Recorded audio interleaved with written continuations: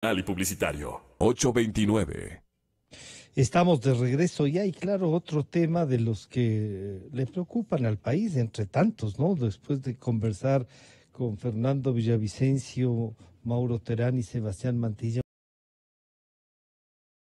por hacerse. Y una de esas que están por hacerse es de enfrentar el tema de la seguridad social. Están con nosotros la economista Gladys Palán, actuaria del IES, y yo diría una de las personas que más conoce de seguridad social y ha hecho el seguimiento a la seguridad social del Ecuador, el licenciado Henry Llanes, que además de su activismo político tiene un movimiento especial sobre el seguimiento a la seguridad social, y el general Wagner Bravo, con quien estamos ya en contacto en la ciudad de Guayaquil. General, buenos días. Estamos iniciando este diálogo.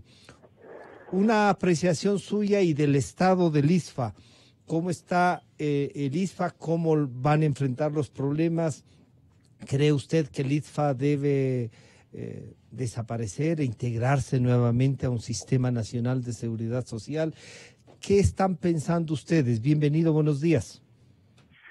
Francisco, buenos días. Buenos días a Henry y a Gladys y a toda la ciudadanía que nos escucha.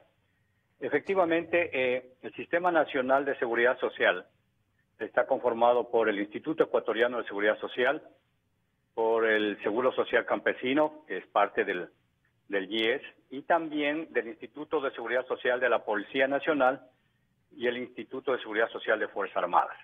Así está conformado el sistema y así lo ha determinado la Constitución. En el artículo 370 de la Constitución determina que las Fuerzas Armadas y la Policía Nacional podrán tener un régimen especial.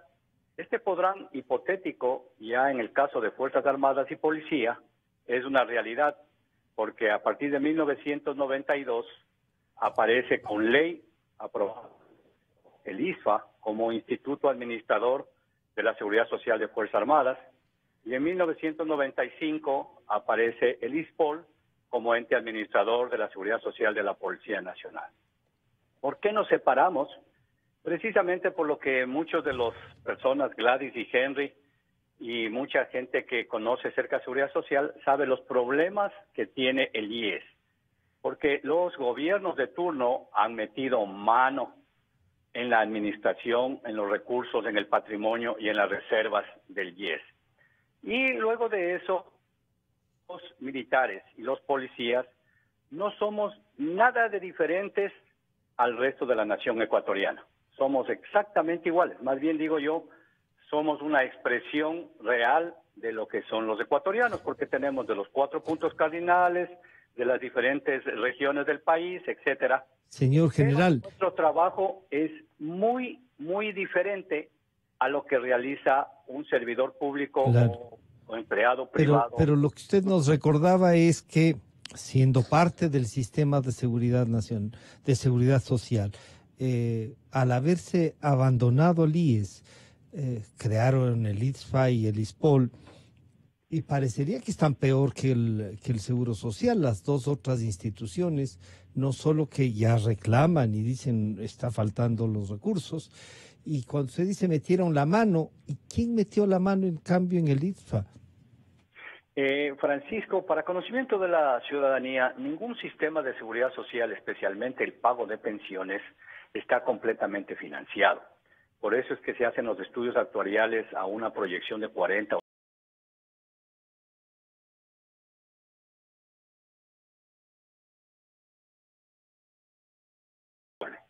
Sin embargo, la forma que se financia el ISFA y el ISPOL, inclusive el IES, es tripartita. Un aporte que yo pongo de mi sueldo, un aporte que pone el patrono y un aporte que pone el Estado para completar el pago de esas pensiones.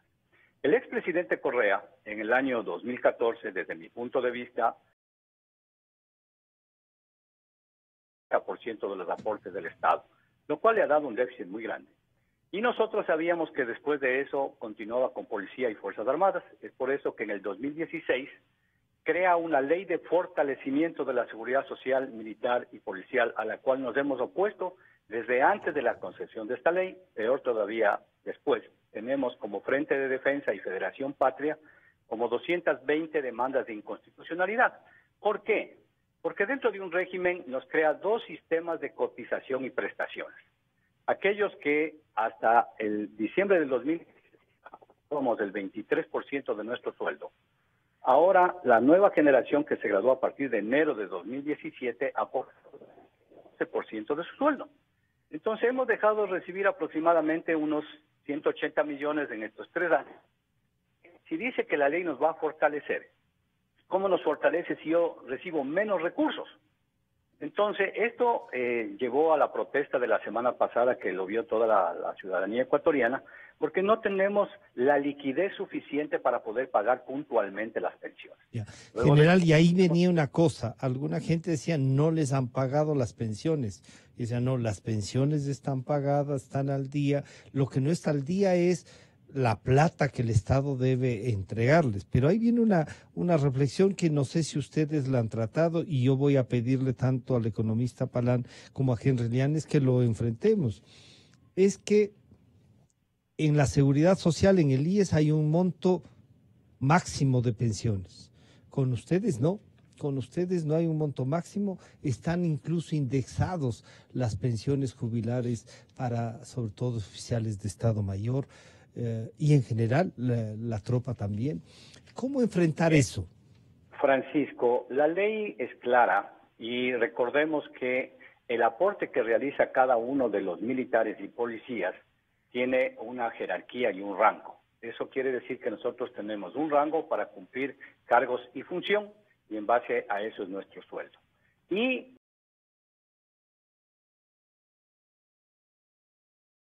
a una fórmula que está prácticamente determinada en la ley.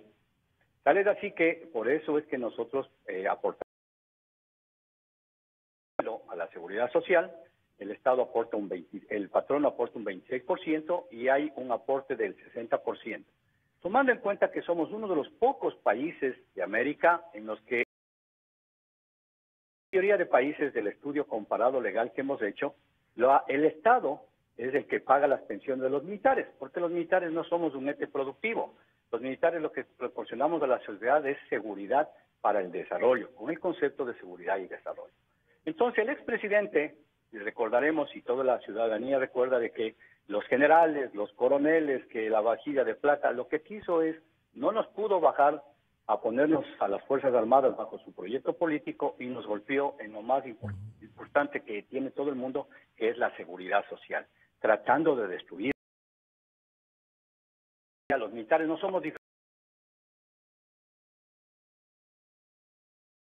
Es decir, que no es normal que una persona pase 2 años en Tulcán, el próximo 2 años pasa en El Oro, después de 2 años pasa en Zumba, después de 2 años va a Guayaquil y así sucesivamente, con la afectación que tiene para nuestras familias. Nuestras esposas, hoy que la mujer se ha incorporado al campo laboral, no pueden encontrar trabajo en Zumba, no pueden encontrar trabajo en Tulcán. Y si queremos que nos acompañen, porque esa es la vida militar, de estar en conjunto, Claro. padres, nos casamos, la pensión se vuelve solamente para una persona. Por eso es que nosotros aportamos 1/4 de nuestro sueldo. Pero el expresidente dijo no, qué corona y qué privilegios tienen, y le puso en la mente también del personal de tropa de Fuerzas Armadas que los generales y los coroneles tenemos privilegios.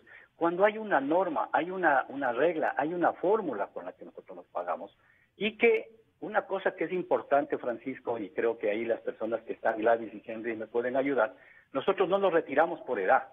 No nos jubilamos, perdón, por edad. Nosotros nos retiramos por la estructura jerárquica. Voy a poner el ejemplo. Yo tengo 62 años, pero tengo ya 6 años de afuera. Me faltarían todavía 4 años para tener... Pero por la...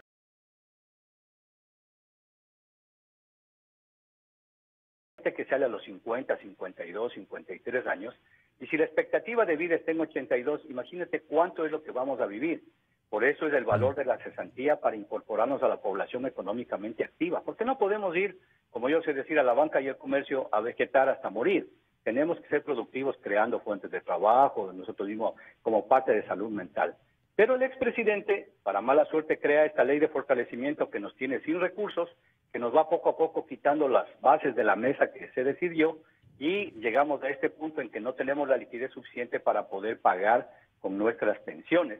Adicional de que hay una confiscación de recursos, Francisco. ¿Por qué? porque el descuento que se hace al personal activo no llega al ISFA, se queda en las arcas del gobierno. El descuento que hace el patrono, que debería ser de su sueldo, no llega al ISFA. Y peor todavía ese adicional de completamiento. Entonces, realmente, la deuda que estaba en 426 millones que dejó el expresidente Correa, agradecemos al presidente Moreno que la haya pagado, pero está en este momento en 319 millones de dólares. Nuevamente. Hay que discutir el tema, General Bravo, y yo espero que le podamos contar con usted aquí en los estudios, porque claro, justamente estos tópicos que usted acaba de topar son los que hay que enfrentarlos como sociedad, más allá de que diga la ley o el cálculo, tiene que ver si esto puede ser financiado y pagado. Gracias, General, por este contacto. Gracias, Francisco. Esperemos tener la oportunidad de poder conversar allá. Muchas gracias. Gracias. Gladys, bienvenida, buenos días.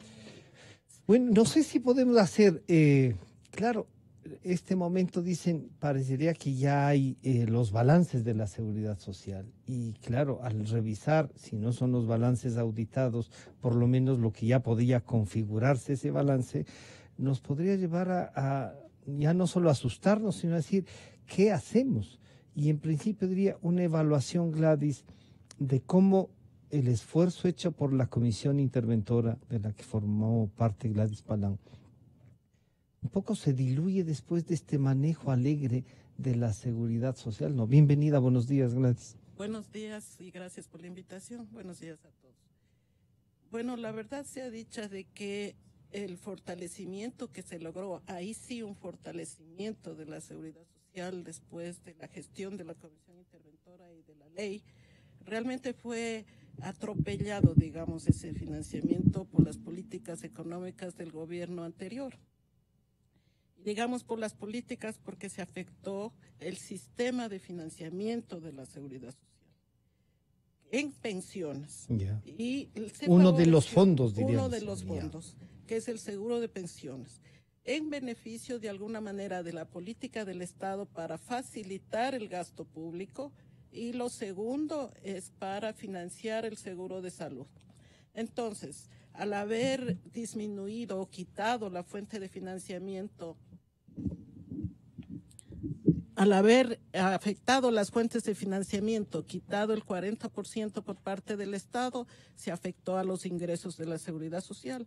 Por otra parte, desde el punto de vista de haber alterado el sistema de cotizaciones y repartir de distinta manera los distintos seguros, de alguna manera favoreciendo el gasto en el sistema de salud, entonces, o en el seguro de salud, entonces pues se afectaron a los ingresos del sistema de pensiones y hay un desequilibrio ahora general del sistema de la seguridad social. De 12.000 hemos bajado a 5.000 millones. Sí, dicen, ¿no? Teníamos más o menos hasta el año 2015 9.000 millones de dólares, 9.700 millones de dólares en el BIES y ahora están como 6.000 millones de dólares. Entonces, ese fondo, esa reserva que tenía estamos comiéndonos la reserva y simplemente, pues, en algún momento que se necesite liquidez, no va a haber para pagar las prestaciones. Claro. Entonces, esas decisiones políticas afectaron sustancialmente el esquema de la seguridad social y se perdió lo que se había ganado de alguna manera con el esquema que creó la comisión interventora, que no fue respetado en su totalidad, porque realmente fue una parte, digamos, de la ley que está vigente, porque el sistema de pensiones fue totalmente modificado a través de la declaratoria de inconstitucionalidad de unos artículos. Entonces sigue vigente un sistema de reparto para pensiones y para salud. De la presentación del balance actuarial con fecha de corte al 31 de diciembre del 2018, yo me voy a permitir decir de que como toda estructura financiera tiene un modelo. Este modelo con el que está hecho el estudio actuarial del 2018 es un modelo de financiamiento con reparto. Es una proyección de ingresos y egresos de los cuales al final de 50 años, que es el periodo de proyección, da un déficit cercano a 4.500, 4.700 millones de dólares. ¿Este modelo qué significa? Significa que en el tiempo los ingresos totales, esto es, aportes personales, patronales y del Estado, tiene que cubrir los egresos y que al final de este periodo ya no va a cubrir estos ingresos con los egresos. Pero el modelo no parte de una definición que es un sistema de capitalización o de crear reservas, como las que estaban vigentes hasta el año 2015. Entonces, simplemente esas reservas van a ser mínimas y sucede que el que va a ser afectado realmente es el BIES, porque el BIES es el que administra esas reservas y necesita recursos para poder financiar en el mercado. Claro. Y al final el que pierde también es la economía del país, porque simplemente también un el ahorro nacional no es social, claro. El ahorro nacional no se ve expresado en un crecimiento de la economía, y la seguridad social también es un producto del crecimiento de la economía. Entonces, pues, si no hay crecimiento de la economía, no hay empleo. Se deteriora todavía más la seguridad social. Tanto la cuestión, el modelo económico, como también el sistema de seguridad social. Entonces, este balance, entonces, Gladys, lo que nos trae es a reflexionar sobre que una reforma al sistema, un planteamiento. Hay algunos que dicen, oigan, el sistema en el Ecuador solidario de reparto, no lo topen, porque es el que más ha sobrevivido, incluso con los embates de las metidas de mano de quienes han usufructuado para ejercer políticamente los cargos de representación. No lo topen, mejórenlo. ¿Es posible eso? Siempre y cuando los aportes financien las prestaciones, ya, y el Estado tenga la capacidad de generar los recursos para poder cumplir. Pero hoy el Estado está pagando más o menos un 2% del Producto Interno Bruto para pensiones. Progresivamente, si sigue creciendo el presupuesto de pensiones en un 10, en un 11%, como ha estado creciendo estos años, y los ingresos apenas crecen en 2, en 3%, en el 4%, se va creando una brecha. Claro. Y esa brecha va a ser difícil de cubrir. Entonces, la sostenibilidad del sistema de pensiones actualmente está realmente está sujeto al cumplimiento del pago de la obligación por parte del Estado. Y la liquidez, que ahora ya no tendría tanto un riesgo de solvencia porque ya no tiene ese modelo, el sistema de pensiones, que deberá estar expresado en una ley que actualmente no lo está.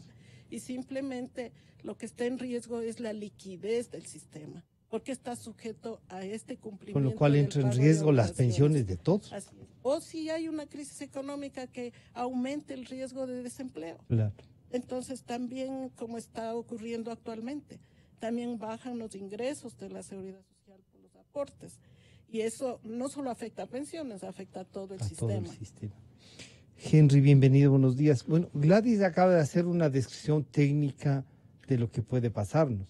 No sé si las organizaciones con las que Henry Lian está trabajando, las propuestas desde la legislatura pueden llevarnos a enfrentar, no a solucionar, y eso hay que estar claros, pero sí enfrentar y no seguir proponiendo cosas de beneficios que no se pueden financiar. Bienvenido, buenos días. Gracias, estimado Francisco, buenos días. Un cordial saludo para la economista Gladys Palán y también para la audiencia. Yo creo que en el manejo del seguro social hay errores conceptuales e históricos, ¿no? Y también de esta metida de mano del gobierno en los asuntos del seguro social ha hecho que tengamos hoy en día una profunda crisis, ¿no? del manejo de la institución. A ver, desde el punto de vista histórico, querido Francisco y audiencia, estimada audiencia, es de que el seguro social surgió en las fábricas, surgió en las relaciones obrero-patronales, surgió bajo las relaciones de dependencia laboral, y que de eso nunca debemos perdernos en el camino, pues nos hemos perdido. Y eso sirve para tres cosas.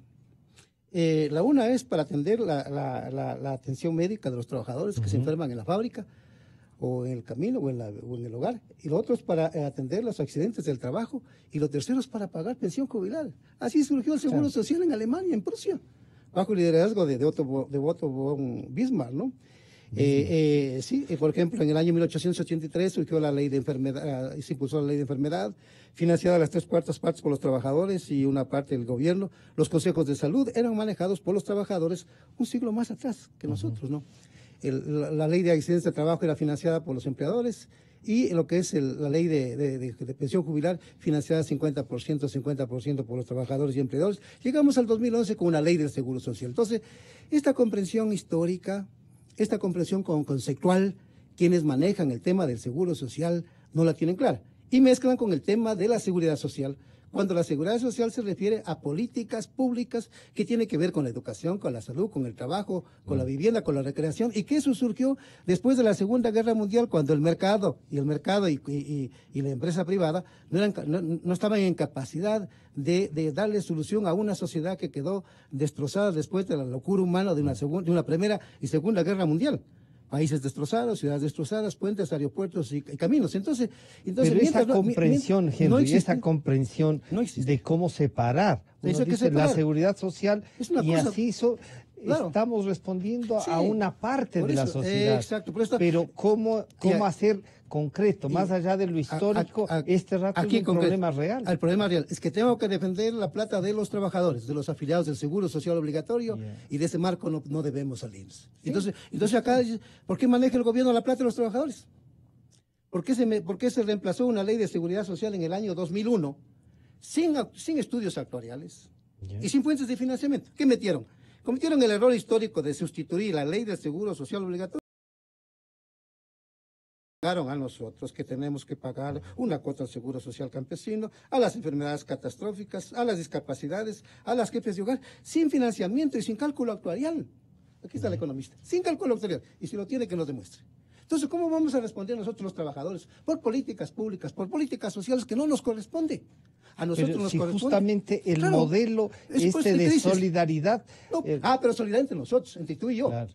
Entre los aportantes. Claro, pues, claro. No hacia afuera, porque si tienes hacia afuera, tú vas a decir, la única condición de la gente de afuera es que tiene que tener empleo y que tiene que aportar. Claro. La solidaridad intergeneracional entre nosotros. Pero se confundieron estas gentes, ¿no? No, dicen Seguro Social Universal. ¿Cómo que todos? Yo diría que todos. Solo hay una condición que hay que cumplir. Que hay que trabajar. Que hay que emplear y pagar la cuota. Nada más. Y entonces ahí, Gladysita, tendríamos una disyuntiva. Claro. Esto es solo de los trabajadores. Exacto. Y yo creo que sí.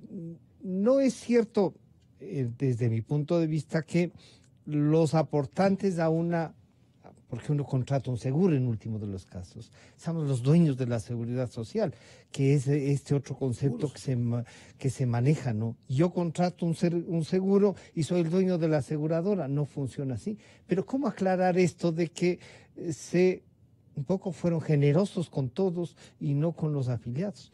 Solo para que conteste el economista Gladys Palan. El director general del IES, el 29 de enero, en la comisión de jubilados donde estuvimos, y se le dije, ¿sabe qué dice Francisco, este señor? ¿Sabes qué dijo? En el Seguro Social son beneficiarios más de 9 millones de personas, pero solo 3.100.000 aportan. Hay 6 millones de personas que no aportan. Pregunto, ¿así se podrá sostener una institución? Sí, pero lo que se refiere, yo espero que tú sí hayas estudiado, el tema es que se refiere a los servicios de salud. Pero que depende de los hospitales del Seguro Social, al que yo aporte, al que tú aportas. Claro, así es. Claro. A ver, dos aclaraciones. Sí. En primer lugar es la ley del 2001. Los estudios actuariales se contrataron en el año 2000 y la ley salió en el 2001. En primer lugar. En segundo lugar, en la ley se estableció el financiamiento para la familia del asegurado. Se puso y se dispuso. Que ahora hayan tomado la decisión de extender la cobertura del seguro de salud a la familia sin el debido financiamiento es una falla legal. O sea, es un abuso que hicieron, ¿no? Segundo, momento. Se creó un fondo para enfermedades catastróficas, que si el Estado y el país tendría otra visión, ya lo hubiera hecho. Pero desgraciadamente la ley fue creada para el año 3000, cuando estábamos en 1800, quién sabe, como dice acá, en 1884. Tercera cosa, que para los jubilados, porque no aportan para el seguro de salud, y era una de las fuentes siempre del riesgo de quiebra, digamos, del seguro de salud, entonces se consideró para las enfermedades de los jubilados que se ha financiado con el Estado las prestaciones de jubilados. Que el Estado no haya pagado, que ha dado privilegio a malgastar la plata, como decían en las entrevistas anteriores, sí, es cierto.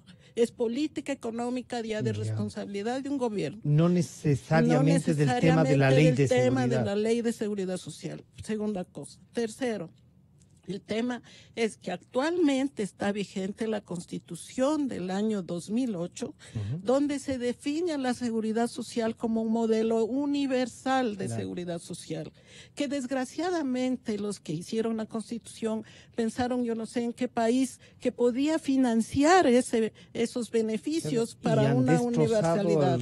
Y han destrozado fundamentalmente al seguro de pensiones, extendiendo la cobertura del seguro de salud y haciendo infraestructura médica del seguro de salud infinanciable, porque tanto las inversiones del seguro de salud como lo que corresponde al mantenimiento y operación del seguro es carísimo con tanta infraestructura médica.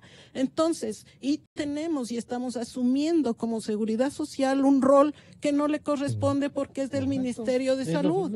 Entonces, aquí tiene que discutirse en el país nuevamente cuál es el rol del Estado en el modelo de salud, cuál es el rol de la seguridad social como prestador de este seguro y a quiénes cubre y cómo cubre, porque realmente lo que hemos estado haciendo es haciendo estatal, modelo estatal a la seguridad social. Pero esa es ya una distorsión de la Constitución. Y si queremos reformar y hacer lo que dice el señor Llanes, tenemos que reformar la Constitución de la República, una cosa. Segunda cosa, al que quiere celeste sí que le cueste. Podemos tener los fondos complementarios que quisiéramos tener bajo nuestra administración, pero el Estado es el responsable primero de las prestaciones sociales y de la garantía de un nivel de vida adecuado.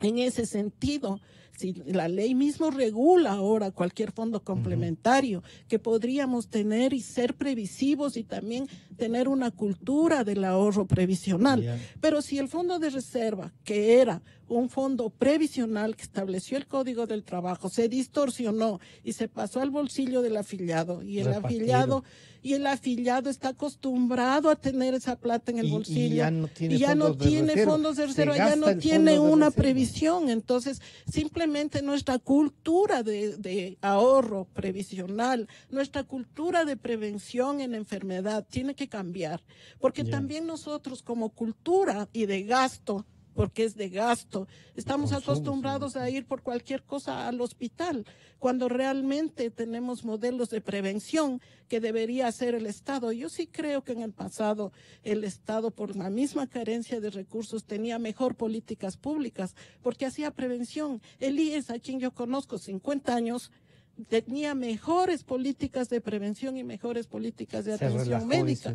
Se relajó y ahora es una caterva de gastos que se pretende, tiene que hacerse una reforma integral otra vez, digamos, para reenrumbar tanto la política del Estado como la política de seguridad social. Henry, ahí hay dos cosas, sí, hay que separarlas, pero además la gente estará, porque fueron muy aplaudidas que se amplíe los servicios de salud a la familia. Con plata ajena. Sí, generosos con plata ajena. Sí, pero los beneficiarios, o sea, los hijos de los que tenían menores de 18 años, aplaudieron, nunca dijeron nada. Claro. Y más bien dijeron, ¿qué más quieren? Cuando se repartió y comenzaron a mensualizar el seguro de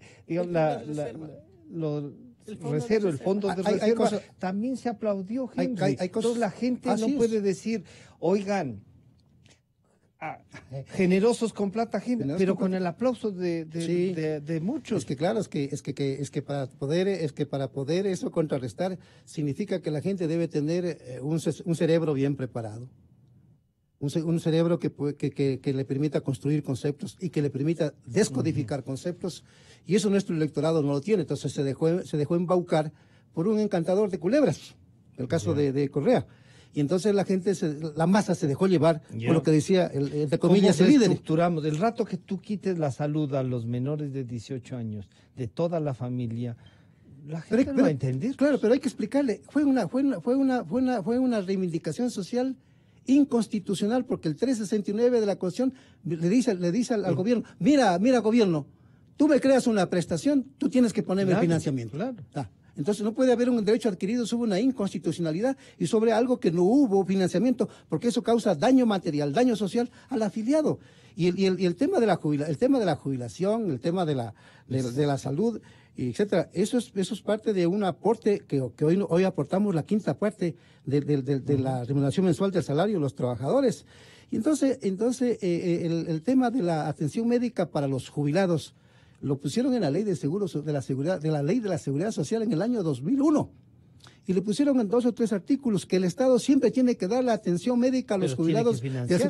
Pero claro, es que tú con la demagogia todo aguanta, todo el Estado aguanta. El Estado en el año 2010 tenía una deuda pública de 8.600 millones de dólares. Ahora estamos por los 70.000 millones. El Estado puede quebrar. Ya quebró en el año 99. Y si tenemos una pandemia mundial donde no podamos exportar, la pregunta es: ¿de dónde van a venir los dólares? Entonces, hay conciencia, mi estimado Henry, de que no podemos seguir aplaudiendo el dispendio de los recursos. No, querido amigo. Pero los afiliados dicen, como es nuestro, y claro, esta idea de que es nuestro el seguro social, parecería que es de los que estamos aportando no más, y no, pues sí es también del país. Claro, es del país, pero es del país porque está dentro de un país. Claro. Está dentro de un Estado-nación. Y en el marco de su legislación, de su ejercicio, de su proyección económica. Pero, querido Francisco, en el manejo de un seguro social, toda la conceptualización tiene que girar en torno al seguro social. Porque el trabajador dice: yo estoy aportando la quinta parte, y esto tiene que darme una sostenibilidad en mi vida, sea para atención médica o para mi pensión jubilar. Ese tiene que ser el debate. Pero hay gente que te dice, yo aporto el 20% de mi salario mensualmente. Con el empleador. Con el empleador, claro. O sea, el producto de mi trabajo, que es mi relación con el empleador, y el mío, cubren ese 20%. Y que al final esa plata al 100% es del trabajador, exacto, es de la asegurada. Claro, porque la ley le prevé así. Claro. Es el beneficiario. Por producto de su aporte, producto de su esfuerzo. Y hay que trabaja las noches, los fines de semana, sábados, domingos y todos los días. Alguna gente te dice, bueno, ese 20% me podría estar produciendo. O en esta ley de consumo, decía, yo podría gastarme como total, no sé si me pagarán. No, lo que dice el trabajador ya consciente, el que estudia, el que investiga, el que analice. Pero el que me pone unas letras y un texto en un papel, uno tiene que analizar. Lo que dice el trabajador dice: así tan irresponsablemente como ha manejado el gobierno y con esta constitución del año 2008, violando el principio constitucional, pero además había disposiciones anteriores, ¿no? En donde el Estado está impedido, el gobierno está impedido de intervenir. Y dice ese artículo 372 dice que los recursos del seguro universal obligatorio, seguro universal, seguro general o seguro social, cuando es seguro social, de la seguridad social, no son del fisco, no son del fisco. Y estos fondos que aporta, son distintos, claro. Y estos fondos que aporta el trabajador deben ser utilizados para los fines de su creación. ¿Para qué? Para atender salud, riesgos del trabajo y pensión jubilar. Y luego dice la norma constitucional: ni menoscabar su patrimonio. La pregunta es: ¿le causó daño material y económico social Correa cuando le quitó el 40%? Sí, señor. Claro. Más de 5.000 millones de dólares. ¿Y alguien le tiene que cobrar? Y el señor Granda dice que con el rendimiento financiero eso puede estar cerca, el impacto, el daño material, el daño económico es como 8.000 millones de dólares. Entonces, querido Francisco, los medios de comunicación, los analistas, tenemos que analizar los textos detenidamente, diferenciar la realidad, porque la realidad no es así como algunos la conciben. Y entonces, digamos, en el caso de los trabajadores, hay que explicar a fondo: querido amigo, haber manejado así de esta manera tan irresponsable, por ejemplo, invirtiendo en Pañacocha, campo petrolero, para que pague Petroamazonas 3.5%, mientras que los chinos, el Estado les pagaba 7% hasta el 10.75%. Las inversiones en ese mamotreto de Toachi Pilaptón, fideicomisos botados, como abandonados sus viviendas, medicamentos de mala calidad, medicamentos con sobreprecios, caducidad de medicamentos. Programas todo es un desastre que no existen. Exacto. Hace una banda de pillos. Así lo han manejado. Yo creo que nosotros vamos a dar posiblemente el 17 de marzo. Ya en Guayaquil estuve en una exposición. Yo vengo desde el año 2015 un poco más de cerca de esta cosa. Yo me quedé impresionado con una exposición que hizo el ingeniero Ortiz, que le vamos a hacer un evento posiblemente aquí, Edison Ortiz, posiblemente aquí en el 17 de marzo, un día martes. Después de que él expuso, hay manejos de operación financiera fuera de la ley, fuera del marco constitucional, y una serie de perjuicios económicos causados aparte del manejo no tan claro de los bonos, y que hoy quieren nuevamente sí que los trabajadores le renoven, porque hay que hablar de los trabajadores, de los asegurados, así con toda claridad, más allá de la institución. Ahora quiere que los trabajadores le vuelvan a renovar 1.700 millones de dólares en bonos, ¿ya? Entonces, el ingeniero Ortiz, después de que concluyó, yo dije, lo que dije yo ahí, aquí hay un manejo doloso, hay un manejo fraudulento de los aportes de los trabajadores en ciertas operaciones financieras. No digo en todo, en ciertas operaciones financieras. Entonces esto es que hay que explicarle al trabajador, al asegurado. Entonces, cuando el trabajador, el asegurado y el afiliado conozca su realidad, entonces hay que decirle, vea, querido amigo, esto tenemos que cambiar. Y esto tenemos que cambiar a efectos de proteger el ahorro, porque el aporte tiene carácter de ahorro. Claro. Y usted tiene que actuar directamente, señor trabajador, para que defienda su ahorro, que es para toda su vida, y luego para que defienda sus prestaciones, ¿no? Gladys, en esto, qué pena se nos fue el tiempo, pero yo sí quisiera pedirles a los dos una apreciación de cómo, si entramos en conciencia de lo que ha pasado y todo eso, cómo trabajamos en conjunto para que esto pueda rectificarse, teniendo en cuenta cuánta plata necesitamos y qué debemos hacer. Algunos dicen hay que subir los años de edad para la jubilación, que parecería que puede ser una medida. Otros dicen hay que subir el aporte, pero claro, oigan, vuelvan a tener fondos de reserva, vuelvan a hacer estos fonditos que no les gustaba a muchos y que se consumieron. Unas 2 o 3 apreciaciones, Gladys, sobre lo que podríamos comenzar a trabajar. Creo que es necesidad y es una responsabilidad de todos los ciudadanos tomar en serio la seguridad social, tanto desde el poder político como de los ciudadanos y habitantes comunes de la sociedad. Yo creo que es importante esta concepción que dice el señor Llanes respecto de lo que es un seguro social y un aseguramiento en un sentido de relación laboral a lo que es una universalización de la seguridad social. Eso creo que es un concepto de política muy grande que tiene que discutir el país. En ese sentido, yo creo que sí debería los poderes políticos, la Asamblea, el Poder Ejecutivo, tratar de conformar una comisión de representantes de la sociedad apoyados con académicos y técnicos, porque es un problema que necesita conocimientos profundos y técnicos para que viabilicen una reforma integral de la seguridad social. Pero ¿qué sucede en el momento? Que ni siquiera el Consejo Directivo está estructurado. O sea, la Asamblea también tiene que tomar medidas atinadas y decisiones que por lo menos vayan corrigiendo desde la cabeza de la seguridad social, porque no solamente es el esquema, también es el modelo de gestión, también es la optimización de los recursos, que desgraciadamente cuando hay exceso de recursos en el país se tiene la costumbre y aplauden el gasto de gastar y aplauden el gasto. Nosotros tenemos que cambiar de mente, ahí sí estoy de acuerdo en que hay que cambiar el cerebro de los ciudadanos y tenemos que comenzar a pensar en nuestro futuro. Ya nosotros estamos hechos y ya estamos percibiendo los beneficios de la seguridad social, pero la gente joven, la gente que es reacia inclusive a aportar a la seguridad social porque no ve el respaldo de sus ahorros, no ven el futuro en eso, porque actualmente se está gastando todos sus aportes en pagar los beneficios que actualmente reciben los beneficiarios, sean los 9 millones en el seguro de salud o los 500,000 en el tema de pensiones. Entonces no es un atractivo para el joven, para el que va a aportar, ¿para qué voy a invertir? ¿Para qué voy a ahorrar? ¿Para qué voy si todo me están obligando a pasar a la seguridad social para que después se malgasten los recursos? Entonces simplemente tiene que haber ese cambio donde estén todas las generaciones, porque también es un problema generacional. Nosotros como viejos podemos ver de una óptica el modelo de seguridad social, pero los jóvenes le pueden ver desde otra óptica. Entonces tenemos cómo pueden optimizarse a futuro, no solo por la seguridad social, sino por el país, porque necesita un ahorro. No puede ser que nuestro modelo económico sea estrictamente sobreviviendo con las deudas. Nosotros estamos pagando cualquier cantidad de intereses por las deudas y no tenemos ningún respaldo. O sea, esa cultura tiene que cambiar simplemente. Es esa que dijo el presidente de tengo tarjeta de crédito. Así es. como que Porque nunca se simplemente estamos pagando interés, cualquier cantidad, Claro. y estamos pagando un subsidio en la Dañando. gasolina, un subsidio en el gas. O sea, esa mentalidad nuestra y en los jóvenes, que son los que verán el futuro del país, tiene que cambiar.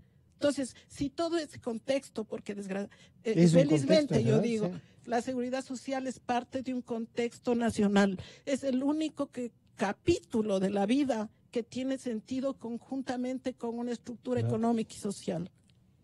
Henry, Sí, ¿qué hacer? sí, Y ustedes están trabajando en estamos eso, yo trabajando, creo que hay estamos que... en- sí. Pero, ¿qué hacer? ¿Cómo apresurar para enfrentar de mejor manera? Bueno, nosotros ¿no? estamos en la iniciativa popular normativa para reformar la ley de seguridad social. Pero esperemos que no se vengan cantos de sirena también ahí hay para que ser responsables. ofrecer cosas. No. Hay que ser responsables y tiene estos dos criterios, ¿no?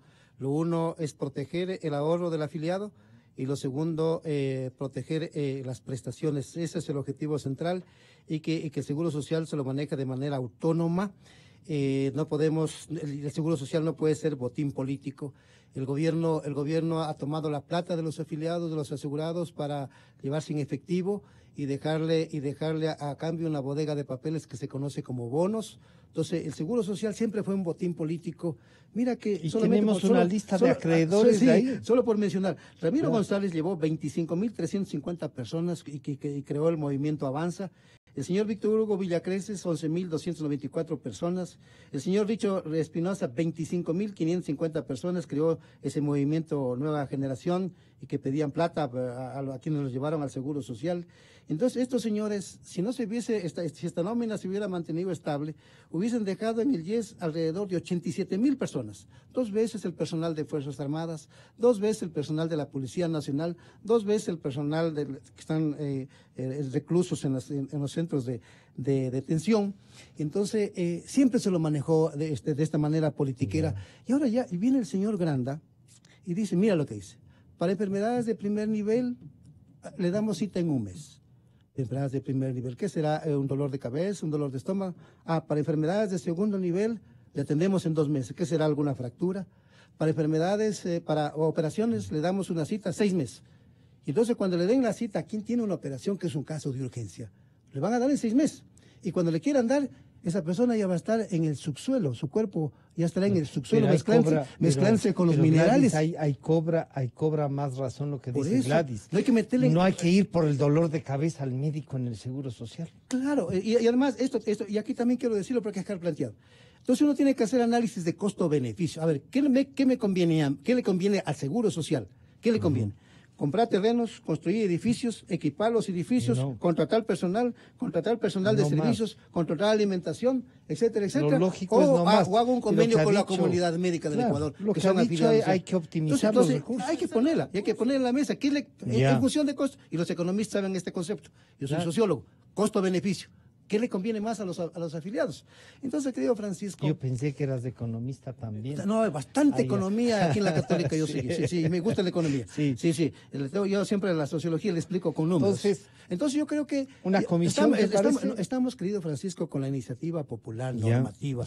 A mayo nosotros le presentaremos al Consejo Nacional Electoral a la ingeniera Diana Tamaín, hasta mayo, fines de mayo, y luego entrará un proceso de revisión de firmas, de avalizar firmas. Si ellos avalizan... ¿Reforma constitucional? Sí, reforma de la ley.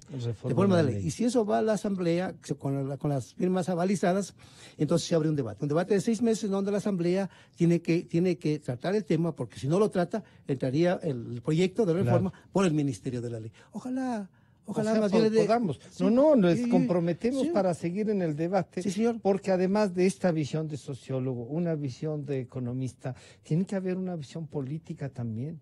La política es buena y es lo mejor que existe si esta política se nutre de la ciencia, de la tecnología. Claro. Y tiene la visión, el político, de servir a la comunidad, de defender sus derechos, de buscar el bienestar de la comunidad. De solucionar los problemas de la comunidad. Es la formación política de una persona formada en ciencia política, ¿no? Claro. Entonces, a eso hay que ir, Gladys, no sé si es que tiene una lista. ¿Quiénes nomás son los acreedores del IES? Es una pregunta que nos hacían.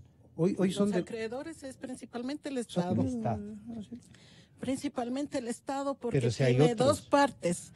la deuda como deuda, Yeah. que son estas obligaciones de pensiones, de salud, del seguro social campesino, riesgos catastróficos de salud, pero tiene el otro tema que es el cumplimiento de las obligaciones de inversiones, que son el pago de intereses o la renovación de estos bonos que siempre están renovándose, como dice acá, un cuarto de papel, simplemente están renovándose y sigue el papel vigente.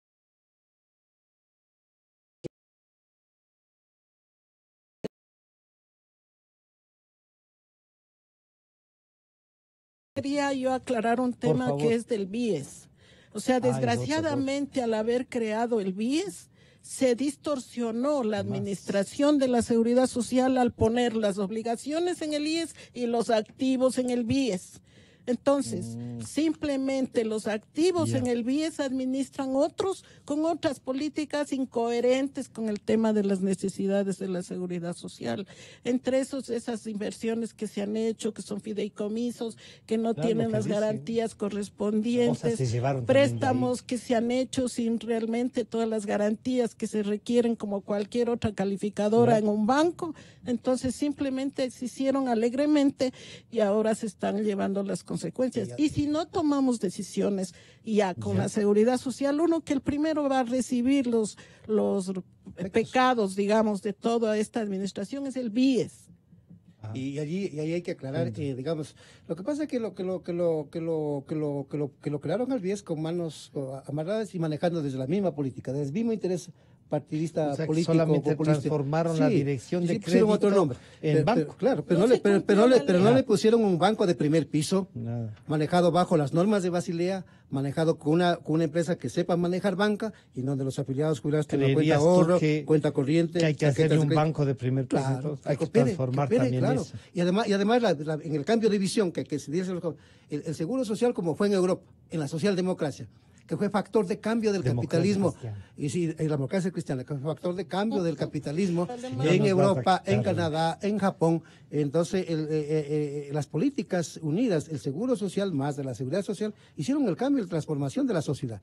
Tuvieron una buena Ahora visión. es. Entonces, en el Ecuador hay que tener esa visión de que el seguro social, a través del banco, puede incidir fuertemente en la competitividad del mercado bancario en el Ecuador, y además los recursos de los afiliados tienen que ser invertidos en áreas rentables, Claro. petróleos, telecomunicaciones. Y con Claro. lo que se decía AAA, Sí, en eso AAA. estamos de acuerdo. Sí, señor. Vamos a comprometerles a seguir, hay que hacer un seguimiento Para a lanzar el esto proyecto. y, Sí. y, claro, y No, obligar a los que oye, tienen que y decidir a todo lo tomar que en viene- y todo cuenta. lo que viene diciendo, Sí. acaba la señorita del diario El Universo, Sí. el día del jueves puso un editorial que claro, como ya van sintiendo esta crisis, este manejo mañoso de los recursos de los afiliados del Seguro Social, causándole perjuicios al trabajador todos los días. Bueno, ahí hay una tasa de... Sí, está planteando que sería bueno verle, no me acuerdo cómo se llama, ya le guardé el editorial, ella plantea una cesión del Seguro Social, eso tampoco. Al seguro hay que cambiarlo, pero no hay que dividirlo, ¿no? Y que sea que los trabajadores, como dueños de su dinero, los que lo administren, a través de un congreso. Bueno, y yo Técnico. quiero agradecer al economista Gladys Palán, al licenciado Henry Llanes y al general Wagner Bravo, con quien compartimos algunos criterios desde la ciudad de Guayaquil. A ustedes muchas gracias. Gracias, Panchito, muy amable. Gracias. Buen día. Muchas Dios te gracias. Nos bendiga. estamos encontrando el día de mañana. Calidad.